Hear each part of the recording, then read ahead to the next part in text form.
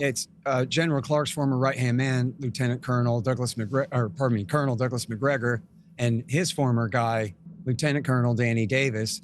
They are both active war analysts, and they have said all along that the Russian strategy is to fight a war of attrition. In other words, to move very slowly and just take the land with artillery and airstrikes and try to spare their guys by chewing up the other guys, rather than simply just moving to take land for its own sake. Because once they're done breaking the Ukrainian army, if that point ever comes, then they can walk around and go wherever they want.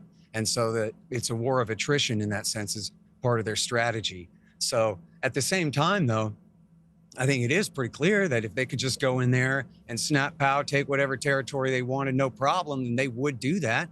And in fact, I thought it was very telling that even Victoria Nuland, Robert Kagan's wife, who did so much to get us into this mess, that in her exit interview on a podcast that I don't know what podcast it was, but she said, this really goes to show that the Russians are a paper tiger and that all this talk about their threat to Warsaw and Berlin is a hoax. They're not coming for Europe. And that's the thing about the book Provoked is the weapons of mass destruction of this war, Pierce, is that Putin woke up one day and decided he wanted to recreate the Soviet Union or the Tsarist Empire, and that's why he did this. The reason he did this is because Joe Biden would not negotiate in good faith over NATO and over missile emplacements in Ukraine.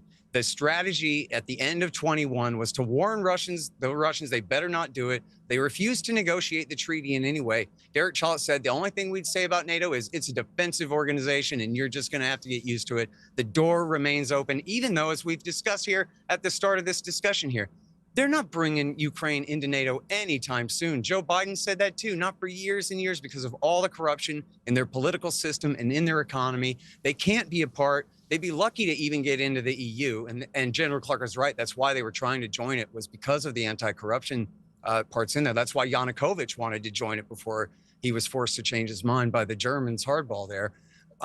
But the thing is, they're not welcome to join the West because their system is ranked, even by George Soros's Transparency International, compares their corruption to Uganda and some of the worst kleptocracies in the world. So there's no way that they ever can be in NATO. And yet we have to keep that door open. And the open door means that no third country's interests can ever be taken into account, even when we're talking the Russians, and even when they're making themselves clear that they'll support one side of a civil war for years inside that country, and that if push comes to shove, that they'll invade.